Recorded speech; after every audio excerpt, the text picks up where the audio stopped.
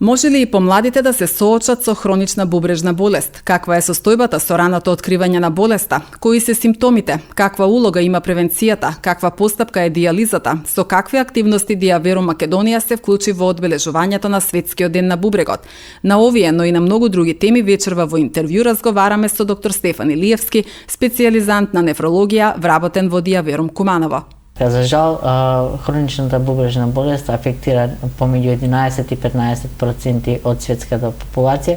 Бројките говорат дека тоа е некаде околу 850 милиони луѓе. Најчесто се погодени лицата со хипертензија и дијабет и пациентите со повозрастните пациенти, расните малцинства и пациентите кои живеат во земји со низок и среден приход.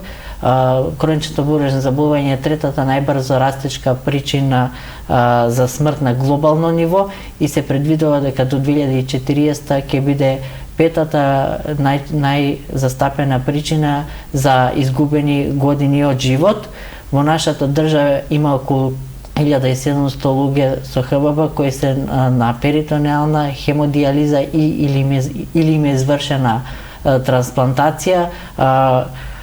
Според податоците од регистарот за 2022 година, бројот на лица кои започнуваат со хемодијализа е зголемен од 170 до 180 на 210 лица на милион жители и ова се бројки кои треба да бидат аларм за здравствените власти во земјата.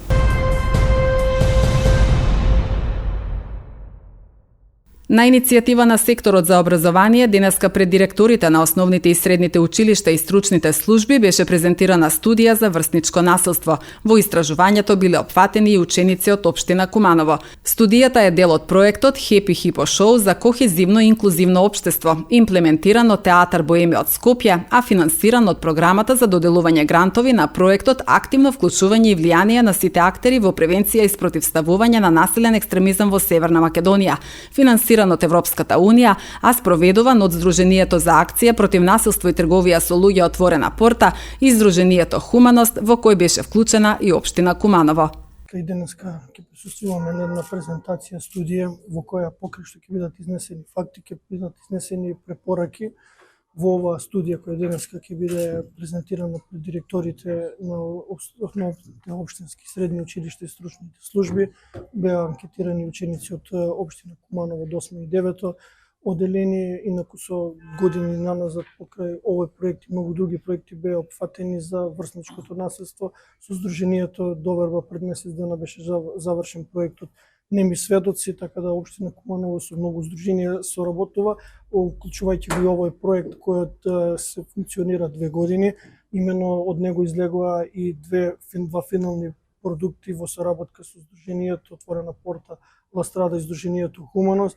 Покрај оваа студија беше главен акцент беше ставена и на превенција на радикализмот и екстремизмот во Куманово. Беше изработена стратегија на локално ниво за општина Куманово и оваа студија. Денеска присуствувате на презентација на оваа студија во која имав можност да бидам дел од неа и јас бев интервјуиран од страна на авторот во кој што имав можност да изнесам своји ставови и видувања, меѓутоа и проблеми со кои се соочуваме со врсничкото насилство, меѓутоа и да дам своји препораки. Најважно од се е денеска да се слушнати препораките и останува на директорите на стручните служби да извршат дисеминација со наставниците и да се продолжи, бидејќи во овој поглед не застануваме тука, бидејќи булингот или врсничкото насилство е процес кој е настанал со години, така да треба да се третира и подолготрајно. Она што сакам да го изнесам сега е на неколку прашања во кои ме тангираат директно и сум загрижен, тоа е податокот на прашањето дали некогаш сте побарале помош или подршка во врсничко насилство, доколку сте го забележале. Дури 77% од учениците одговориле не, што значи дека фактот е тоа дека жртви има и жртвите трпат, не се охрабруваат да пријавуваат. Затоа денеска сме тука да ги охрабриме стручните служби да работат со учениците, за да учениците најпрвен пријавуваат.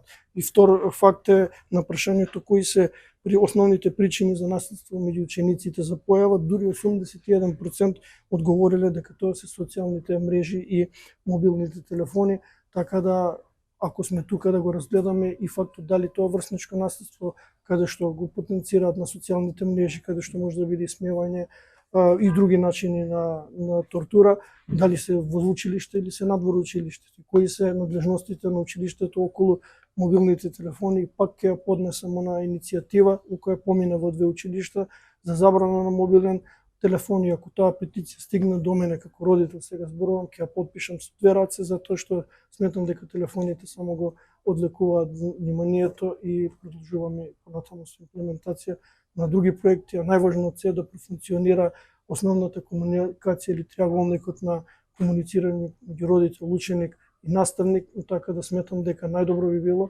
да конфликтните ситуации се затвараат во самата институција, затоа што ми излезе во институционално влече и многу други последици.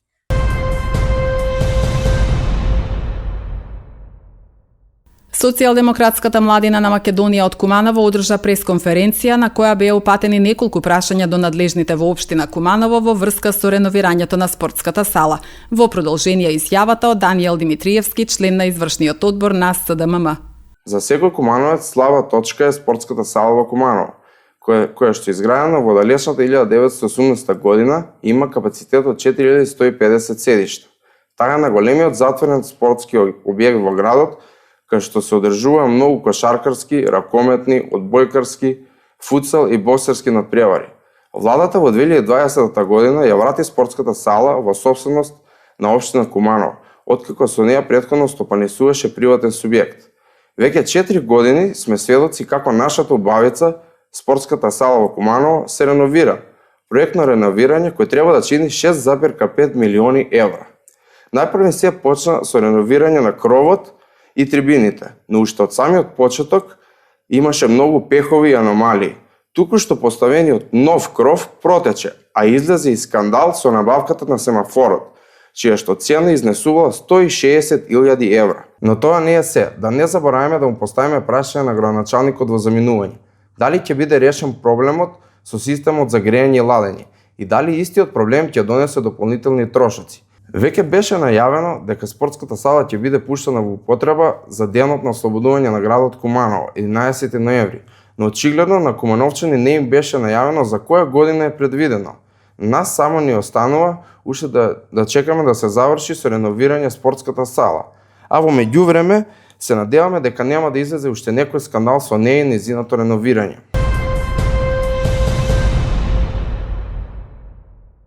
Општинското основно училиште Кочо Рацин освои прво место на регионален турнир во футсал машки. Со освојувањето на овој турнир се пласиравме во 3 екипи кои ќе учествуваат на државно првенство, изјави Грозде Спасовски, професор по физичко и здравствено образование во училиштето Кочо Рацин во Куманово.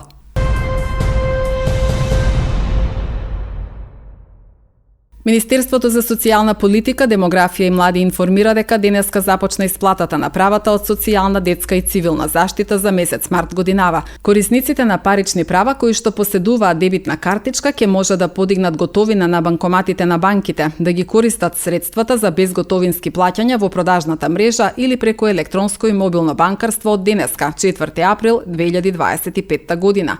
Со цел да се избегне метеж прети во банките при исплата на правата за корисниците кои не користат картички, исплатата ќе се спроведе во 2 групи во сите отворени филијали и експозитури на банките, согласно со утврдениот распоред по азбучен ред според првата буква од презимето.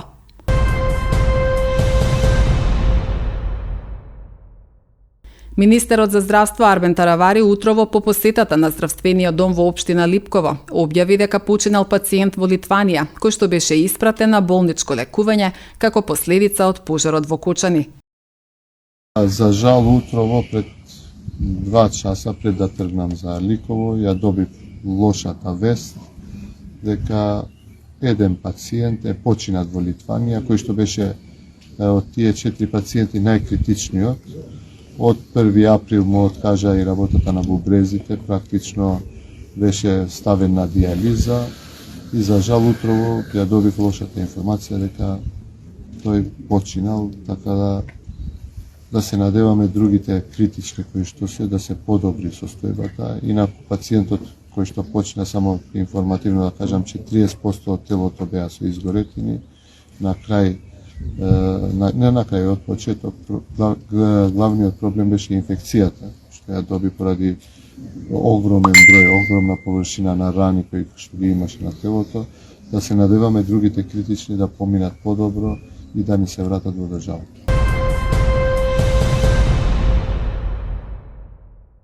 Играта лото е надеж за секој еден дека може од ненадеж да добие голема добивка и со неа да направи многу работи за кои што мечтаел во животот.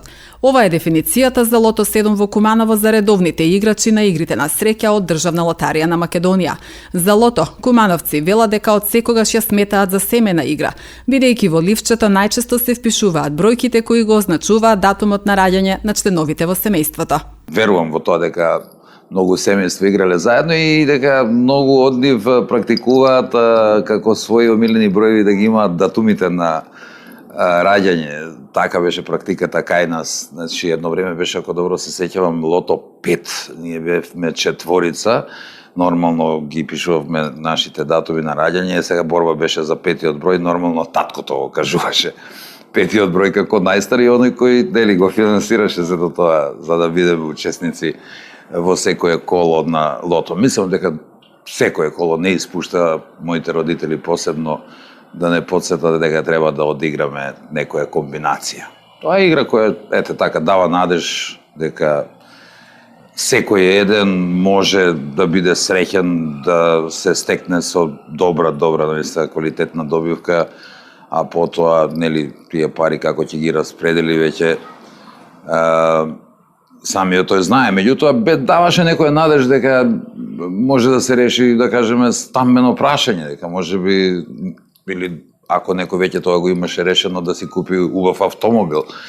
А тука беа и оние помали добивки кои што така имаме од нив добивано неколку пати, со кои на некој начин се повторно рефинансираше играта, се гледаше барем тие пари кои беа вложени да бидеме околу нула. Иако сепак ова игра може да се игра наистина одговорно. Одбирајќи игра со полн систем се избираат сите можни комбинации од 7 броеви кои се дефинирани со броевите кои се одбрани и одиграни. Скратените системи ги немаат сите математички можни комбинации од одбраните и одиграни броеви кои учествуваат во играта, туку играат, односно учествуваат само оние комбинации кои се дадени, односно дефинирани во самиот скратен систем кој е одигран. И денеска практикувам често да направам некоја комбинација лото, а најчесто тоа го правам сега, во последно време во емисијата, заедно со моите гости, заедно со партнерот во емисијата, кажуваме така, броеви кои ќе им дојдат онак, одеднаш, па и од членови на екипата, бараме по некој бројче, правиме комбинации и истото